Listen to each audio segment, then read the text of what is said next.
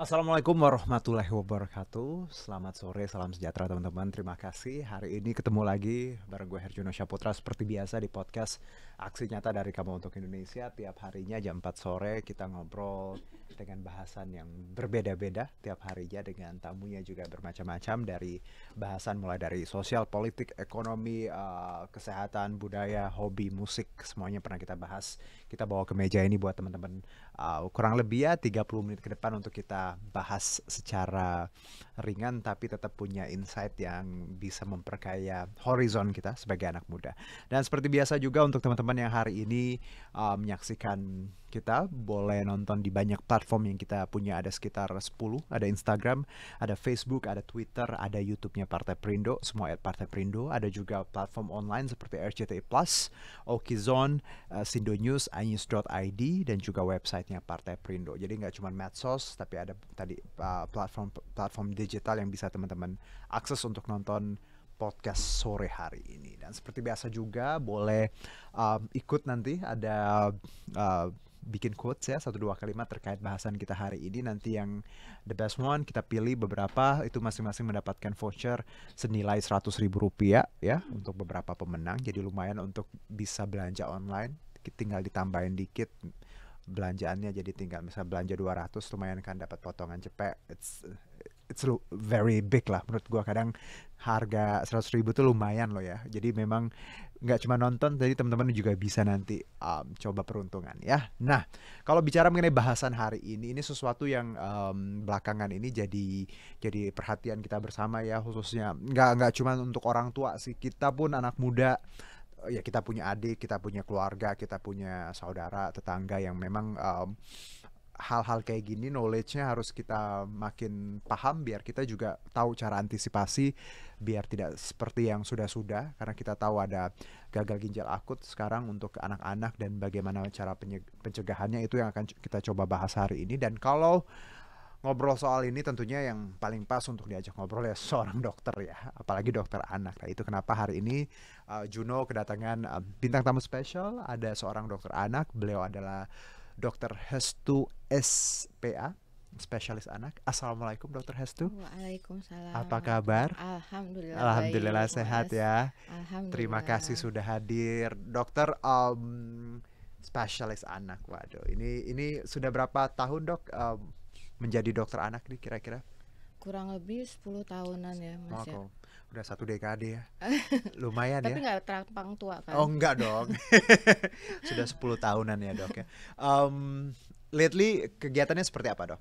Praktek di mana atau seperti apa? Oh, Nah, saat ini aha. saya dokter spesialis anak konselor laktasi juga, Mas Yuno. Baik, aha. Jadi saya praktek di 3 tempat. Tiga Yang tempat. pertama klinik Minimi Klinik, itu Mhm. kebetulan milik saya sendiri. Oke, Klinik mini-mini. yang bergerak di bidang anak-anak dan laktasi Mhm, khususnya. mhm. Jadi kami Laktasi. hanya melayani pasien-pasien anak dan bayi. Mhm, mhm. Kemudian di klinik BWCC Jagakarsa Baik. dan di Rumah Sakit Geraha Permata Ibu Depok, saya di sana sebagai full timer dan Mhm. penanggung jawab ruang NICU Oke. gitu. Jadi memang 3 tempat itu ya Mhm.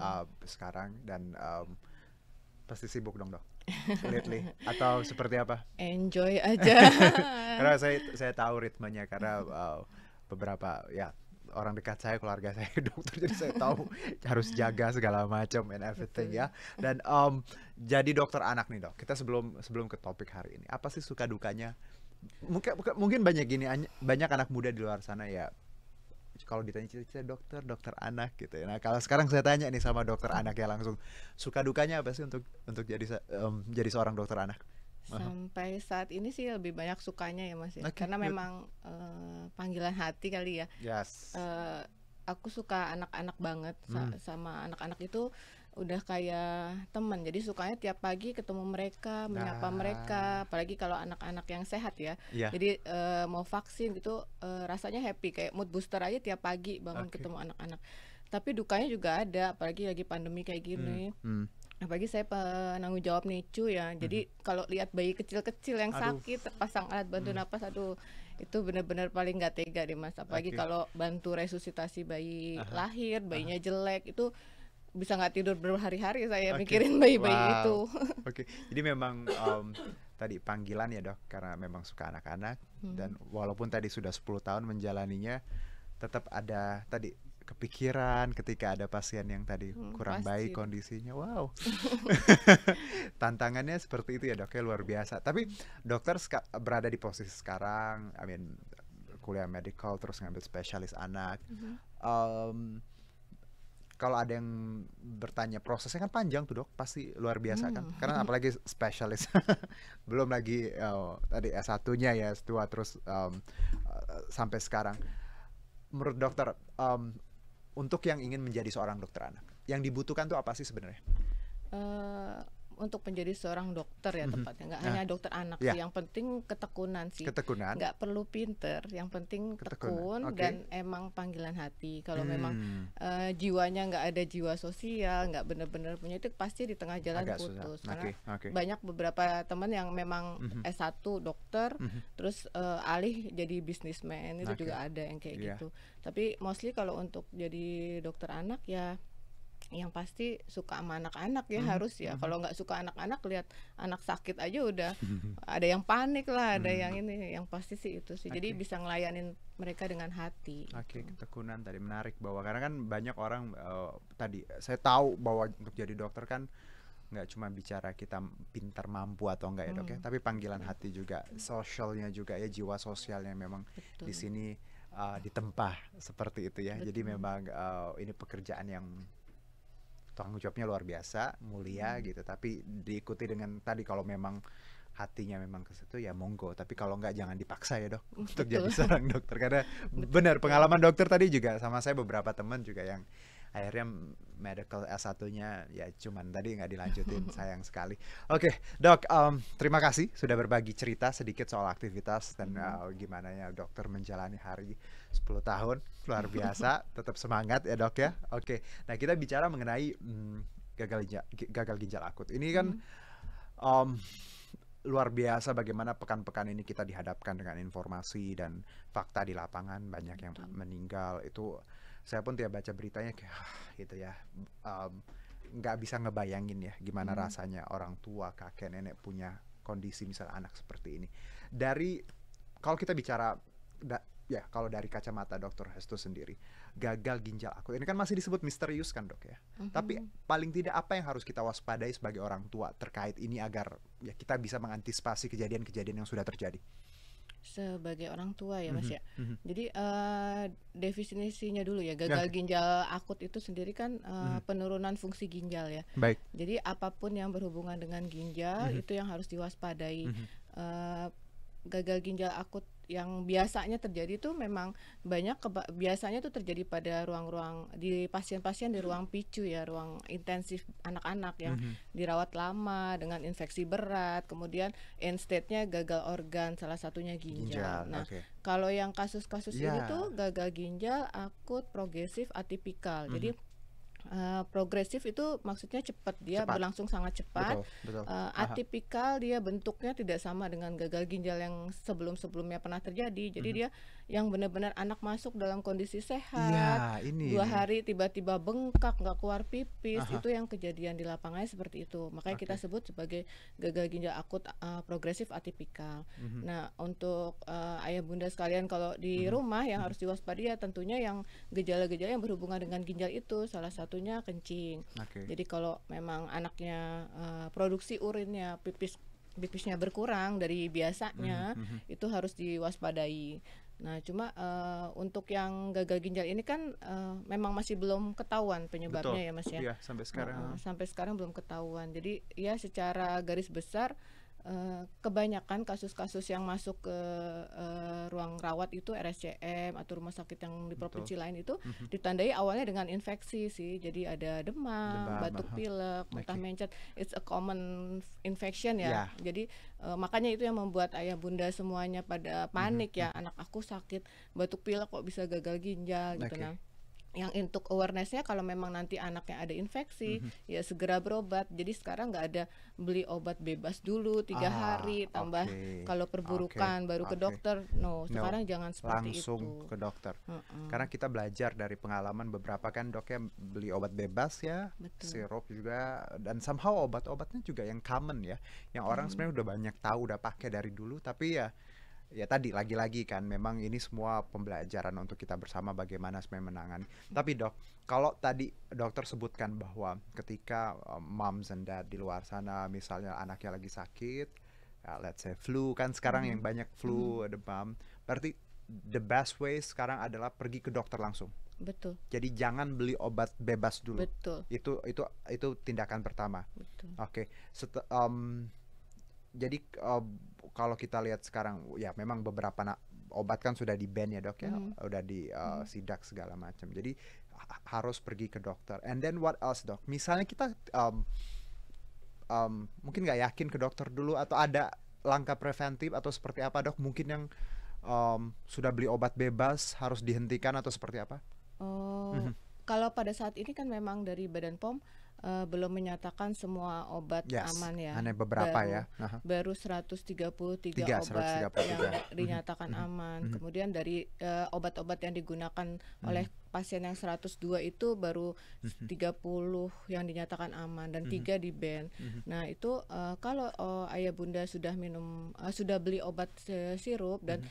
mungkin kan sekarang informasi banyak ya Mas di Ya, Instagram. betul. Kami para dokter pun rajin Mhm, upload di Instagram, ini mhm, loh hasil mhm, dari Badan POM, ini obatnya. Kalau di situ obatnya tidak ada di daftar itu ya mhm. ya jangan diminum, stop it gitu. Oke. Kalau dan itu pun ditulis jelas oleh Badan POM bahwa Mhm. ini loh list daftar obat yang Yang aman digunakan 133 tadi ya? tapi Mhm, dengan ketentuan sesuai instruksi. Ada tulisan, ada tambahannya mhm. sesuai dengan aturan. Jadi kalau Oke. ayah ibu kan belum tentu tahu aturan yang benar ya, Mhm. apalagi anak-anak. Kalau Betul. anak-anak kita kan pakainya dosisnya berat badan ya, Mhm. bukan umur sekian sampai sekian sekian Tapi berat mili badan ya? berat badan. Kalau Oke. dokter anak lebih presisi, biasanya pakai berat Pakai berat badan. badan. Betul. Jadi kalau nggak mau ke rumah sakit gitu, sekarang ada alternatif lain kan, ada telemedicine, Hmm. ada Halodoc, Mhm. Halodoc yang kayak gitu-gitu kan Oke. sudah banyak. Jadi menggapai kami tenaga medis tuh sekarang sudah Mhm. mudah sekali sebenarnya, tanpa Mhm. harus pergi ke dokter. Itu sebenarnya sudah dimudahkan ya saat sekarang ini gara-gara karena pandemi ini kan, Oke. karena orang-orang pada takut ke rumah sakit. Jadi Baik. bisa lewat Hmm. telemedicine begitu, Dok, Bang. ini kan menarik bahwa sebenarnya kasus ini juga tadi muaranya tadi urin ya, produksi Mhm, urin yang beberapa kasus ada yang anaknya tidak buang air kecil ya, ataupun besar juga 2 hari 3 hari. Kita tahu anak-anak kan memang kadang minum air putih males ya, suka yang manis, yang sirup-sirup ya, something yang memang ya yang flavorish gitu ya. mhm. Kalau dokter sendiri, sebagai orang tua ya, sebagai moms and dad, gimana sih biar kita punya trik agar anak kita memang minumnya air Banyak. putihnya banyak? Apa yang bisa di suggest di sini saranin? Eee, Kebetulan anak saya dua-duanya gampang ya minum air. Iya, oke. Jadi, Ah, biasanya kalau ke pasien-pasien saya hmm, akan, ajak ngomong anaknya sih ya hmm, Mas Juno ya, hmm. bilang, eee, lebih ke edukasi tapi dengan bahasa anak-anak Oke. gitu. Jadi mungkin ayah ibu kan mungkin, kadang anak-anak tuh nggak pernah dengar sama ayah ibunya tapi sama dokternya dengar, Mhm. kadang-kadang tuh begitu. Kalau dokternya sudah berkata, Didengar mereka ada ya? mereka dengar, tapi Oke. kalau ayah bundanya nggak mau nurut Mhm, biasanya. Jadi paling ya, triknya ya mhm, saya menyediakan botol 2 liter gitu mhm. untuk sehari. Ngomong ke anaknya, "Adek, kalau habis, 2 liter ini sehari, Ada nanti reward gitu kamu ya? saya kasih reward," atau, "Nanti Adek pipisnya jadi banyak, perutnya Ah, nggak sakit oke, lagi," yang oke. kayak gitu-gitu sih, Mas, yang Aha, lebih bahasa anak-anak lah, baik. gitu. Karena ini kan salah satu langkah preventif ya dok ya, untuk Mhm, berarti mhm. dengan kata lain bahwa pola hidup sehat ya khususnya untuk anak-anak ini sangat berpengaruh untuk keadaan sekarang ya. Betul, I mean, koreksi kalau misalnya kurangi jajan, makan yang dirubah sehat, minum air putih. betul, Kalau ya karena hal-hal itu yang bisa bikin kayak tadi flu, betul. demam, right dok ya, Mhm. batuk, ya itu kan Muntah, ya mencret. common things yang memang ya saya pun waktu anak kecil memang paling dilarang jajan segala macam ya karena takut batuk segala macam. Berarti hal-hal yang sifatnya classical ya klasik lah seperti itu Mhm, memang sangat berpengaruh ya dok ya untuk saat ini harus ya orang tua betul. harus concern. Betul, Mas. Aha. Tapi yang namanya anak-anak kan semakin dilarang semakin mau ya. Ya, oke. Makin dilarang makin mau Mhm, ya. Pendekatannya aja sih, Mas. Jadi mhm. kalau agak sulit itu kalau yang memang orang tuanya membiasakan anaknya dikasih uang jajan, yang gitu tuh agak Oke. sulit sekali memang Mhm, memberikan edukasi di mhm, situ tuh agak mhm, sulit. Tapi pelan-pelan pasti bisa. Mungkin dengan adanya kasus-kasus ini membuka mata para Hmm. orang tua untuk oke, anak aku harus sehat, anak aku nggak boleh jadi sembarang. Mungkin dari kasus ini, karena kan Mhm. emang kecurigaannya bukan selain intoksikasi obat juga makanan kita Ya, nggak ada yang ngecek ya pola Mas hidup. ya. Aha, aha. Mak Ada yang bilang ini juga karena COVID gitu kan? Betul, Iya. memang Aha, memang ada dugaan ke aha. arah, bekas dari COVID, dari, Mhm, follow up dari COVID-nya juga memang mhm, ada, mhm, masih ada mhm. kemungkinan itu. Tapi, minimal kita kan makanan nggak dicek ya, Mas, ya, cuma obat yang dicek. Benar, Nah, kita nggak tahu anak itu makan exactly. apa. Ini pola hidup tuh memang ya nggak berarti ya dok. Sebenarnya nggak tua nggak muda. Jangan nggak usah bicara anak-anak, kita pun juga makin sadar ya dok apa yang Mhm, kita masukkan, karena kan hal-hal kayak gini kan ancamannya misterius, disebutnya juga betul misterius, betul, belum tahu mhm, penyebabnya apa. Jadi preventifnya tadi memang mhm, sebisa mungkin sesehat mungkin untuk betul, pola hidup pola sehat. hidup. Nah ini kita punya beberapa artikel dokter terkait bagaimana sebenarnya perkembangan ini. Kita tahu ini ya, kalau yang sebelah paling kanan saya, sebelah kiri dokter, ada Kemenkes larang minum obat cair termasuk vitamin. Jadi sekarang memang agak dilarang ya untuk obat-obat sirup cair. Jadi dengan cara lain mungkin kalau obat di ini ya dok, kalau kemarin saya dengar Puyer, Pak Budi Gunadi digerus ya, heeh, apa dibikin bikin puyer puyer, ya, heeh, itu salah satu langkah preventif ya dok ya untuk betul. sekarang. Terus kalau ini sih beberapa hari yang lalu, sekarang sudah berapa dok? dua empat 200, satu 241 something, wow. meninggalnya 133. Aduh, Udah lebih dari 50%, sedih 100 dengernya. aduh, iya iya 133. Aduh, Heeh, jadi ini kebayangkan gimana anak-anak yang ya Allah masih kecil ya dok ya. betul. Dan sekarang, nah dok, kalau dari kita yang bicara obat cair termasuk vitamin ya dok. Jadi untuk sekarang himbauannya memang benar seperti itu ya dok ya, harus puyer dulu atau seperti apa dok? Boleh ditanggapi? Saat ini Aha. selain obat-obat yang dikeluarkan dari Badan POM yang Mhm, aman mhm. itu pun, satu obat misalnya Ambroxol gitu. Nah itu, pabrik pembuatnya harus yang ada di daftar itu, karena Mhm. Ambroxol kan bisa Buat banyak diproduksi pabrik, orang, oke. produsen banyak gitu, Mhm. belum tentu yang lain tuh aman. Jadi hanya berani Oke, pakai yang ada di daftar Ambrosol dari itu. pabrikan mana gitu ya, Betul. Nah, oke. selebihnya kalau nggak ada di situ ya sampai saat ini kami masih pakai puyer atau dari anus, yang untuk penurun panas dari anus itu juga Oke, bisa oke. gitu. Jadi memang memang disarankan itu sampai benar-benar keluar semua daftar obat yang dianggap aman sama Badan Mhm. POM. Kita sekarang benar-benar benar-benar bergantung sama Badan POM nih. Badan POM-nya Untuk lagi iya, kerja kerja istilahnya keras dia. validasinya ya, mana yang obat yang Betul, boleh kita keluarkan gitu untuk. betul, Nah dok, kalau even vitamin pun dok, betul. jadi jangan untuk sekarang nggak boleh dulu yang cair. Betul, karena Aha.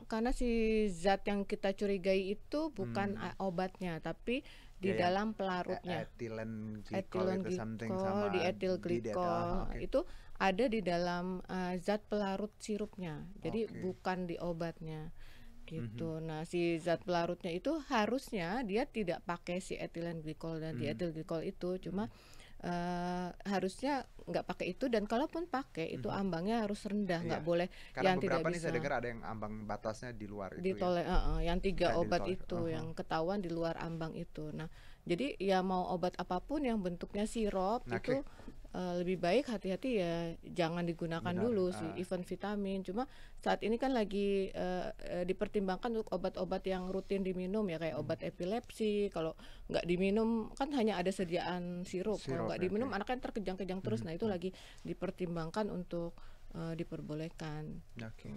Oke, itu insight yang harus kita punya untuk sekarang ya, Dok ya. Mhm, Bahwa vitamin apapun sebisa mungkin jangan yang cair, yang sirup ya. Kalau bisa tadi dibikin puyer dulu. Dan kalau ya perhatiin lagi, bukan bicara soal obat tapi makanan ya, Dok ya, betul, pola hidup, pola hidup. ya lingkungan segala macam. Dan ini kalau kita lihat tadi 192 beberapa hari yang lalu, sekarang sudah 240 sekian, meninggalnya 130. 33. Aduh, itu Sedih kok. angka ya dok, angka anak yang meninggal Manusia gitu. iya sia-sia karena ya you know, ini pelajaran untuk ya kita bersama sih, bahwa harus makin aware, harus makin Mhm. hati-hati lagi dalam menjaga diri sendiri dan keluarga. Oke, next ada satu lagi dok. Oke, ini masih terkait himbauan penggunaan obat ya dari BPOM, Betul. harus membeli dan memperoleh obat hanya di sarana resmi ya teman-teman semuanya. Ya ini ingetin orang tuanya saudaranya. Kalau mau beli obat di apotek, toko obat, puskesmas, itu yang sudah paling benar. Kalaupun online yang sudah ada izinnya, oke.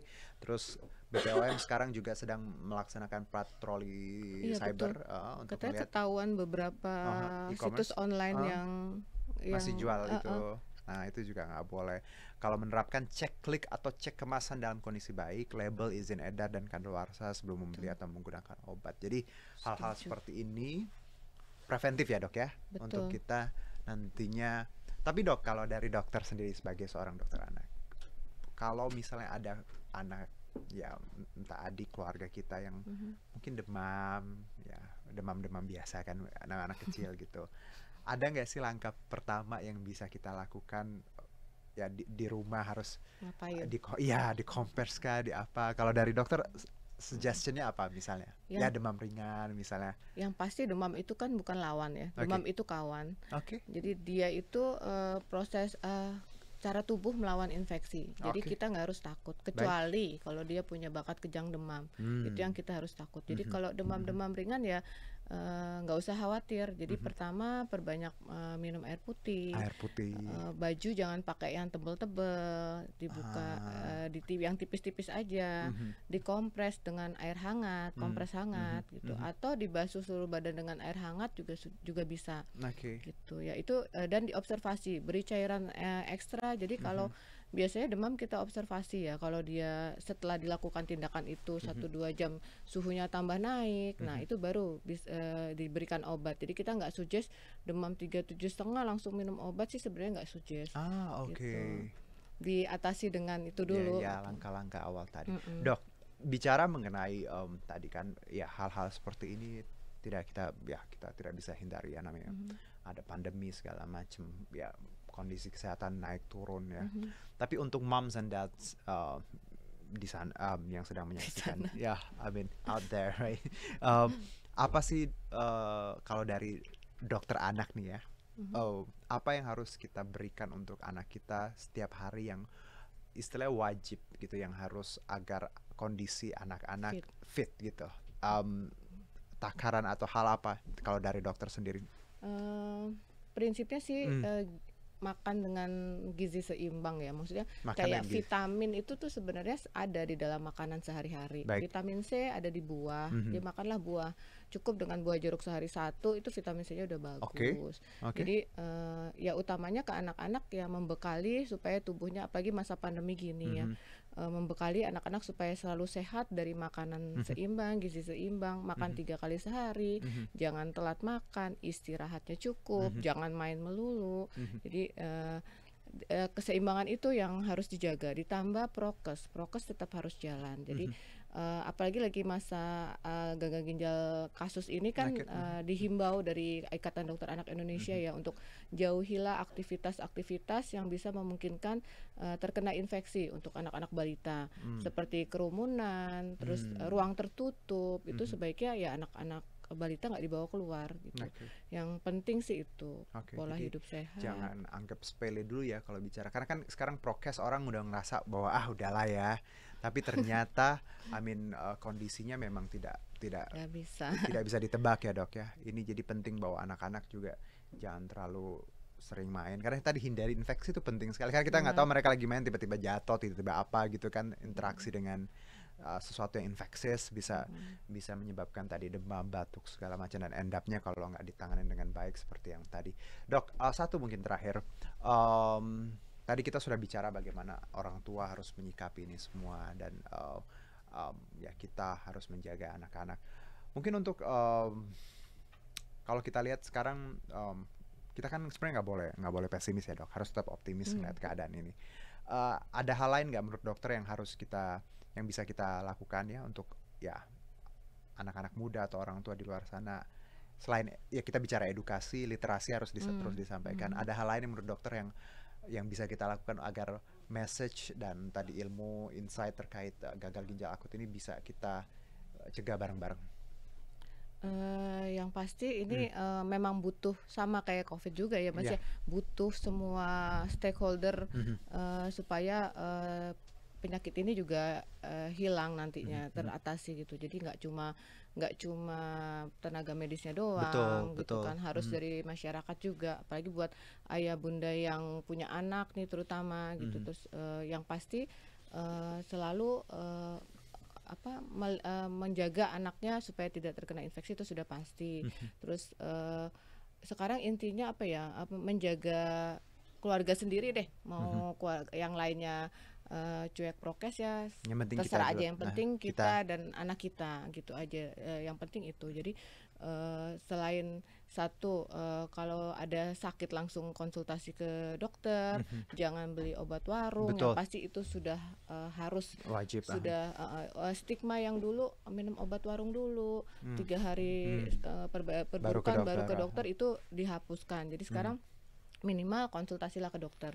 Kemudian kalau memang ada gejala-gejala yang ke arah gagal ginjal ya, seperti yang ada diungkapkan di media-media sosial kan udah banyak tuh ya Mas ya, langsung bawa anaknya ke rumah sakit, jangan dibiarkan saja gitu, tunggu jelek, karena ada beberapa kasus juga yang memang langsung dibawa jelek gitu. Oke. Jadi Jangan nunggu ya. jangan nunggu gitu ya. Oke. Dan ya itu yang paling utama ya, kurangi aktivitas ke kerumunan, keluar tempat-tempat yang rame-rame, yang tertutup, yang tidak ada ventilasinya, itu harus dijaga. Prokes sih intinya, semua penyakit itu kan kembali ke prokes ya.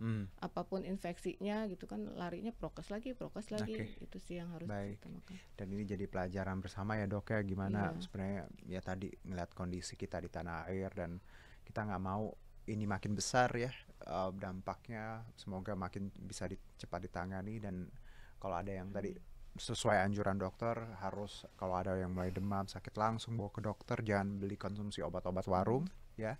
Tetap makan sehat, prokes itu penting sekali, dan ini tugasnya kita untuk meneruskan tadi yang informasi ini ke sekitar kita, ke orang tua, ke adik kita, ke ya orang-orang yang di sekitar kita. Dan sebelum saya tutup Dok ya, berkaitan dengan Partai Perindo, campaign aksi nyata dari Kamu untuk Indonesia ini relate banget dengan movement yang dijalankan oleh Partai Perindo. Ide produktif, solutif, modern, bersih, berintegritas, dan peduli, serta turun tangan untuk Indonesia sejahtera. Jadi nilai-nilai ini harus dimiliki semua anak muda di luar sana. Dan Partai Perindo memanggil putra-putri terbaik untuk Indonesia sejahtera melalui konvensi rakyat, yaitu program penjaringan secara daring bagi warga negara Indonesia yang berminat mendaftarkan diri sebagai bakal calon anggota legislatif di semua tingkatan pemilihan kabupaten, kota, provinsi, dan RI. Caranya gampang, tinggal ke konvensirakyat.com, dan untuk daftar sebagai anggota Partai Perindo boleh ke website di partaiperindo.com atau klik bit.ly/member Partai Perindo. Dan untuk download apps, jangan lupa bisa download apps untuk sekarang di aplikasi Partai Perindo di App Store maupun Play Store, atau barcode di layar yang sekarang boleh di scan. Dan untuk teman-teman yang sudah memberikan quotes, terima kasih. Nanti kita umumkan pemenangnya di Instagram Partai Perindo minggu depan. Jangan lupa untuk follow Instagram Partai Perindo. Dan terima kasih juga untuk Dr. Hestu atas waktu dan juga tadi insight-nya. Sehat-sehat Dok, semangat Amin, terus makasih, ya. sehat Semoga juga makin banyak anak-anak, balita, batita, semua yang bisa kita bantu ya. Dan kasusnya juga semoga makin dikit ya, karena kita doanya makin banyak yang bisa kita tolong. Dan terima kasih juga untuk Partai Perindo yang selalu bergerak dengan aksi nyata. Semoga Partai Perindo semakin sukses dan maju terus untuk Indonesia. Saya Herjuno Syaputra, salam aksi nyata dari Kamu untuk Indonesia. Bye-bye. Marilah seluruh rakyat Indonesia, arahkan pandanganmu ke depan. Raihlah mimpimu bagi nusa bangsa, satukan tekad untuk masa depan. Pantang menyerah, itulah pedomanmu. Hentaskan kemiskinan cita-citamu, rintangan tak menggentarkan dirimu. Indonesia maju, sejahtera tujuanmu, nyalakan api semangat perjuangan. Dengungkan gema, nyatakan persatuan oleh Perindo.